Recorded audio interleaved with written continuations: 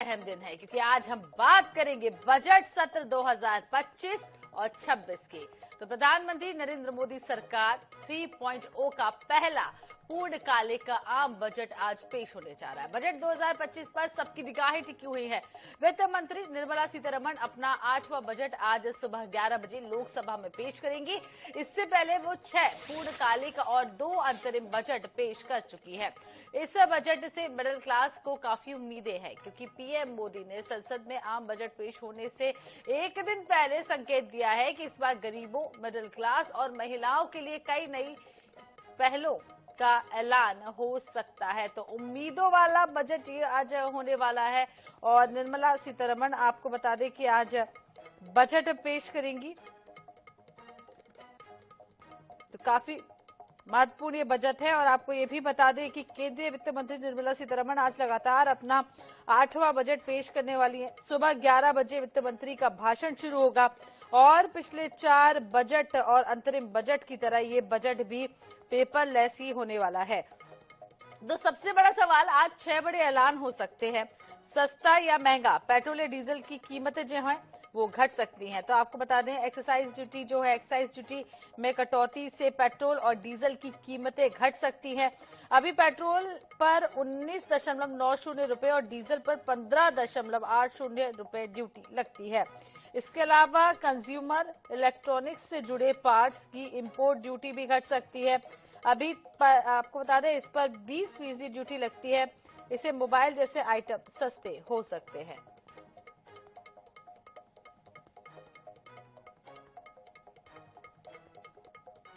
2014 में आदरणीय प्रधानमंत्री जी आए थे जब, तो उन्होंने कहा था कि बहुत हो गई महंगाई की मार, अब की बार मोदी सरकार। और जब भी बजट आता है, कोई भी फाइनेंस मिनिस्टर हो, जब वो बजट पेश करते हैं तो हम सबको, आम नागरिक को उम्मीद होती है कि इस बजट में हमारे लिए कुछ होगा। लेकिन पिछले 10-11 वर्षों से हम देख रहे हैं कि दाल और चीनी का रेट हो, चाहे अन्न औषधि का रेट हो, चाहे जीवन जीने के लिए डीजल पेट्रोल का रेट हो, इसमें आए दिनों बढ़ोतरी ही होती है, कभी घटोतरी नहीं होती। और जब बजट आता है तो उसमें उद्योगपतियों के लिए अलग बात होती है, गरीब लोगों के लिए अलग बात होती है। हमारे देश में 80 करोड़ लोग आज भी अगर मुफ्त में भोजन लेने के लिए लाइन लगाते हैं तो किस काम का ये बजट? अरे बजट तो ऐसा होना चाहिए कि जब माताएं बहनें घर में रसोई गृह में जाएं चूल्हा जलाने, तो उनके चेहरे पे खुशी होनी चाहिए। हाँ, महंगाई कंट्रोल में रहनी चाहिए कि मतलब एक कॉमन आदमी भी, आम आदमी अपना खा पी सके, चल सके, और सब जो अभी लोअर क्लास है वो और भी थोड़ा डेवलप करे। जैसे कि मतलब अभी रोड का और इसका सबसे अच्छा हो गया। इस टाइप का अगर बजट में भी रहता कि मतलब कॉमन आदमी आराम से खा सके, अपना परिवार चला सके, that will be much better. Tax slab कम से कम 10 से 15 लाख वालों को थोड़ा एकदम सेफ रहे, तो कम हो जाए थोड़ा टैक्स तो ठीक है।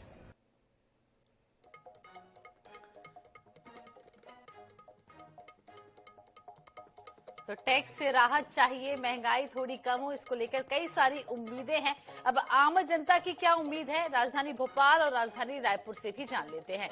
हमारे साथ अंजलि सिंह भोपाल से जुड़ी हैं, इसके अलावा मोहम्मद हसन है जो राजधानी रायपुर से जुड़े। एक एक कर दोनों का रुख करेंगे और जानेंगे कि आम जनता इस बार बजट से क्या कुछ उम्मीद रख रही है। हसन, आपके पास पहले आ जाते हैं क्योंकि बजट है, लगातार महंगाई बढ़ रही है और सबसे ज्यादा फोकस जो है ना बजट पर वो मिडिल क्लास आदमी का रहता है, क्योंकि मिडिल क्लास है जिसे पेट्रोल भी सस्ता चाहिए, अनाज भी सस्ता चाहिए। तो क्या कुछ उम्मीदें हैं इस बार? बिल्कुल यहाँ देखिए, टैक्स स्लैब में राहत और महंगाई से राहत, यही उम्मीदें जो है एक मध्यम वर्गीय इंसान को होती है इस बार के बजट से। और बजट इस बार आपको बता दूं काफी खास होने वाले, क्योंकि 8वीं बार वित्त मंत्री के तौर पर निर्मला सीतारमण जो है वो बजट आज पेश करेंगी। ऐसे में सभी लोगों को आज उम्मीदें हैं कि इस बार बजट में उन्हें कहीं ना कहीं महंगाई से राहत मिले। और हम चाय पे चर्चा करने के लिए राजधानी रायपुर में पहुंचे हुए हैं और लोग हमारे साथ मौजूद है जो काफी जानकार हैं बजट को लेकर के। सबसे पहले तो आपसे जानेंगे कि बजट से क्या उम्मीद रख रहे हैं इस बार? भाई साहब, बजट में मैं यही चाहता हूं कि हम मध्यम वर्गीय और उच्च वर्ग से सरकार और टैक्स ले और बढ़ाए, टैक्स के स्लैब बढ़ाए, ताकि उनके पास बहुत कलेक्शन आए और वो जो रेवड़ी बांटने वाला जो चल रहा है कंसेप्ट, उसको वो और बढ़ाए। बस मैं यही चाहता हूँ। यानी आप एक और कह रहे हैं टैक्स बढ़ा दें भले, लेकिन जो फ्री सुविधा है वो बढ़ जाए। वो बढ़ जाए, उसको कहीं भी ना रोका जाए, उसको और बढ़ाया जाए, जिससे कि हमको काम। आप क्या कहेंगे, आपका क्या सोचना है बजट को लेकर? मेरे को लगता है कि 2047 के विजन के हिसाब से निर्मला जी बहुत बढ़िया बजट पेश करने वाली हैं। बस एक ही उनसे गुजारिश है कि जो जीएसटी का स्लैब है उसको थोड़ा रेशनलाइज करें। आई मीन जो बीमा का प्रीमियम है, मेडिकल का प्रीमियम है, इन सबको थोड़ा सा रिड्यूस करके 12 या 5% के स्लैब में लेके आए। इनकम टैक्स में और थोड़ी छूट बढ़ा सकते हैं। 10 लाख तक की यदि छूट हो जाती है तो मीडियम परिवार वालों को बहुत राहत मिलेगी। पेट्रोल डीजल के दाम को लेकर के क्या सोचते हैं? इसमें कुछ रेट कम करने की गुंजाइश है, तो उसे कम किया जाए ताकि सभी को राहत मिल जाए। अगर गाड़ियों के दाम की बात करें या फिर जीएसटी की बात करें तो कितनी उम्मीद लगा रहे हैं आप? जीएसटी की जहां तक प्रश्न है, जो मेडिकल इंश्योरेंस में जीएसटी को कम किया जाए ताकि मध्यम वर्गीय को फायदा हो। आपकी क्या उम्मीद है इस बार बजट से, क्या सोच रहे हैं बजट को लेकर? जो मैन्युफैक्चरिंग सेक्टर है उसको बढ़ावा मिलना चाहिए, और मैन्युफैक्चरिंग सेक्टर को अगर बढ़ावा देना है तो लेबर का जो प्रॉब्लम है, जो काम करने वाले व्यक्ति हैं, उनका इंटरेस्ट रोजगार में बढ़े, वो माहौल देश में क्रिएट होना चाहिए, जिसका अभी अभाव दिख रहा है। युवा काफी ज्यादा उम्मीदें युवाओं को इस बार बजट से, क्या लगता है युवाओं के लिए क्या कुछ किया जा सकता है? बजट में कुछ ऐसा प्रावधान हो कि मेरिट बेसिस पे बच्चे आगे बढ़े, खासकर पढ़ाई में, तो मुझे लगता है कि देश में बहुत अच्छा माहौल क्रिएट होगा, देश के प्रति समर्पण युवाओं का बढ़ेगा, और देश के प्रति समर्पण बढ़ेगा तो निश्चित रूप से उनका कंट्रीब्यूशन जो है, प्रोडक्टिव कंट्रीब्यूशन, वो रिफ्लेक्ट होगा आने वाले दिनों में।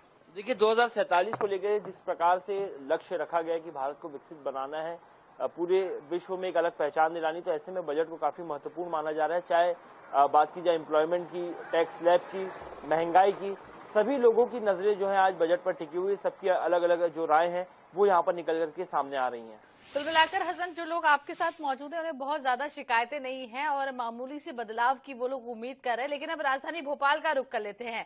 अंजलि हमारे साथ बनी हुई है। अंजलि, बेहद उम्मीदों वाला ये बजट होने वाला है। सबसे बड़ी चीज है महंगाई को लेकर जो लोग परेशान होते हैं, और किसानों के लिए खास योजना इस बजट के दौरान आ सकती है। राजधानी भोपाल की बात करें, क्या कुछ चाहती है जनता?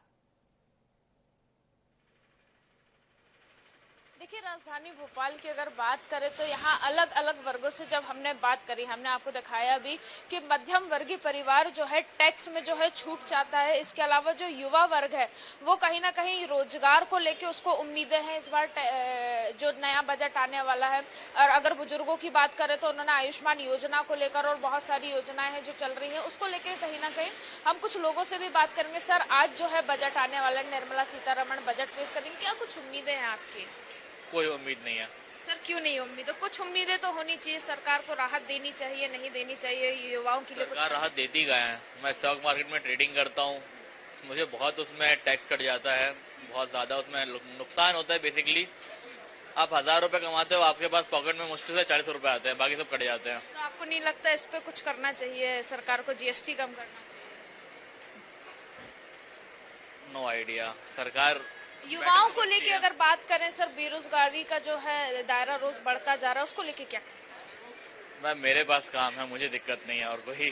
चलिए, तो बिल्कुल जो काम कर रहे हैं उन्हें तो अभी फिलहाल कोई दिक्कत नहीं है, पर कहीं ना कहीं और भी लोग हैं, हम उनसे बात करने की कोशिश करेंगे। सर, आज बजट आने वाला है तो उसको लेके आपका क्या कहना है? कुछ नहीं मैम, मेरे को इतना कुछ आइडिया नहीं है बजट का। बिल्कुल, हम ये तो नहीं कह सकते कि बजट को लेके लोगों को उम्मीद नहीं है, लेकिन हम लोगों से बात करने की भी कोशिश करेंगे और जानेंगे कि बजट को लेके उनका क्या कहना है। सर, आज बजट आने वाला है तो उसको लेके आपको क्या लगता है? महंगाई से कहीं राहत की उम्मीद आप सरकार से रखते हैं? महंगाई है कहाँ अभी? सर, पेट्रोल 106 है और पेट्रोल तो 2 साल से 106 है जी, और बाकी सारी चीजें तो जो इन्फ्लेशन रेट है उसके हिसाब से बढ़ रही हैं, और बाकी कंट्रीज में तो इसके ज्यादा इन्फ्लेशन रेट है, हमारे यहाँ तो फिर भी उतना नहीं है। सर, टैक्स वगैरह अगर राहत की बात करें तो आपको टैक्स में रिलीफ की उम्मीद भी है। जो मैं रिपोर्ट्स पढ़ रहा हूँ उसके हिसाब से टैक्स ब्रैकेट बढ़ने वाला है, तो जो हम लोग जॉब करते हैं उनके लिए फायदा होगा, तो वो चीज़ों को देखना चाहूँगा मैं भी। बाकी इन्फ्लेशन के हिसाब से महंगाई कंट्रोल्ड ही है, बाकी सरकार कोशिश कर ही रही है। बजट में महिलाओं का भी बेहद खास ध्यान रखा जाता है, तो मैडम आपका क्या कहना? आपको लगता है कि सरकार महिलाओं के लिए भी कुछ करेगी?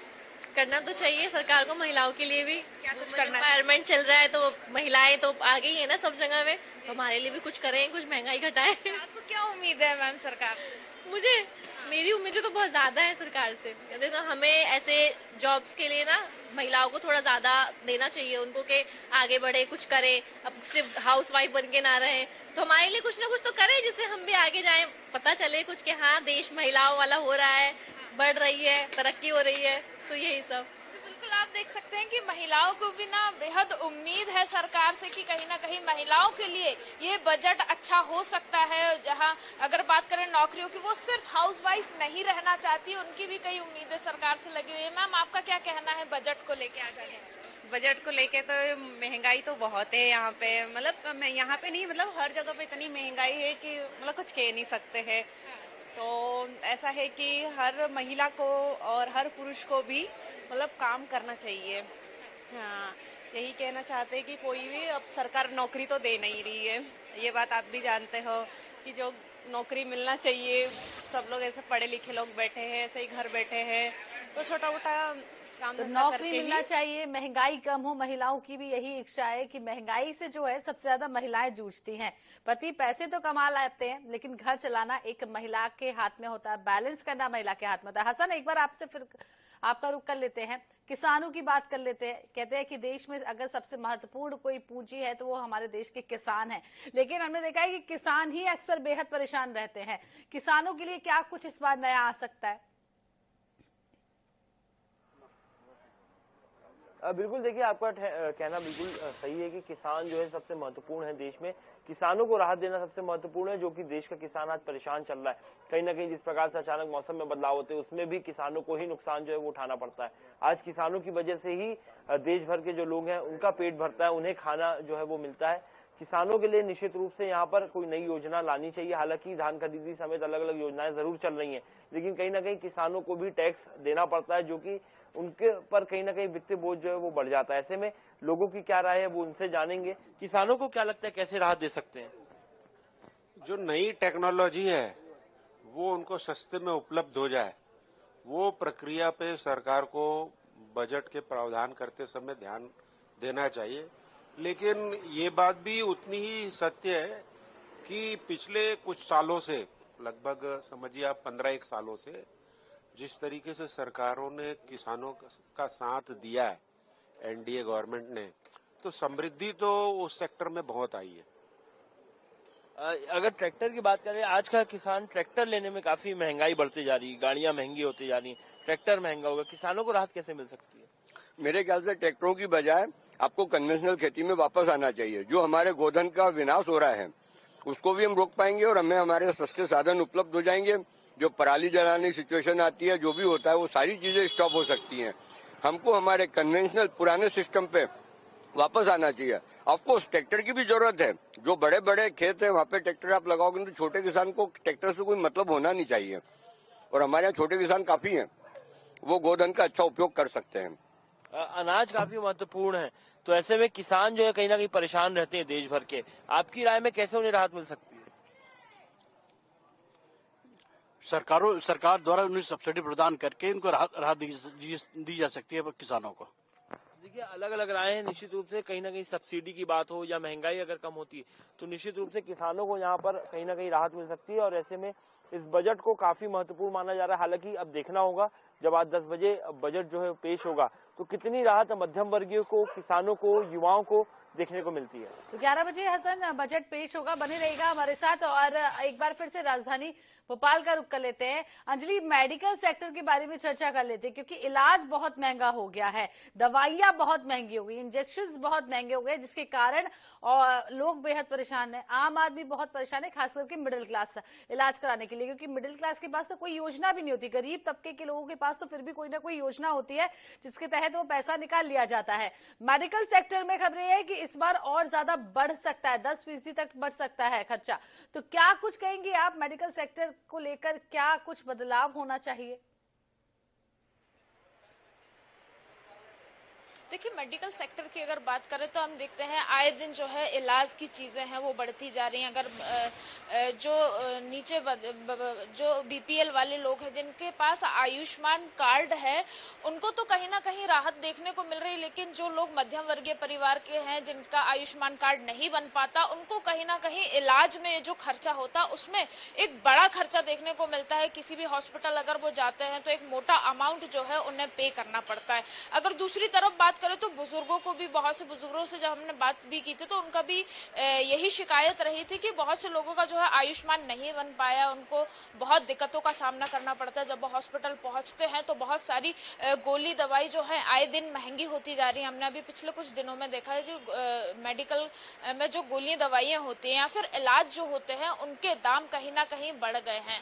पर आए दिन ऐसी नई नई बीमारियां आती हैं जिनके बहुत सारी चीजें हैं जिसके लिए हॉस्पिटल भागना ही पड़ता है। मध्यम वर्गीय परिवार इस चीज को लेके भी कहीं ना कहीं चिंतित रहता ही है, क्योंकि ना जाने कब कौन सी बीमारी कब दस्तक दे दे, लेकिन उसके लिए मध्यम वर्गीय परिवार के पास जो है फिलहाल ऐसा कुछ भी नहीं है। उसको एक मोटा अमाउंट जो है वो पे करना पड़ता है। अगर दूसरे वर्ग की बात करें तो आयुष्मान योजना का लाभ जो है बहुत से लोगों को तो मिल रहा है, लेकिन अभी भी अगर बात करें तो देश में बहुत सारे ऐसे लोग हैं जो आयुष्मान कार्ड के लिए परेशान होते हैं या फिर मेडिकल में उनको बहुत ज्यादा परेशान किया जाता है। तो एक जो चीज बोली जा सकती है कि मेडिकल सेक्टर में जो है लोगों को राहत देने की बात की जानी चाहिए। मेडिकल की अगर बात करें, सरकार की अगर बात करें तो मेडिकल कॉलेजेस बढ़ाए जा रहे हैं, मेडिकल कॉलेजेस जो है खोले भी जा रहे हैं, लेकिन इससे कितनी राहत मिलती है तो देखने वाली बात होगी। और आज के जो बजट में अगर बात करें तो मेडिकल सेक्टर को लेके भी कहीं ना कहीं सरकार ने जो है सोचा ही होगा, क्योंकि एक बड़ा सेक्टर है ये जिसमें जो रोजाना है जो लोग आते हैं, हर वर्ग के लोग आते हैं, हर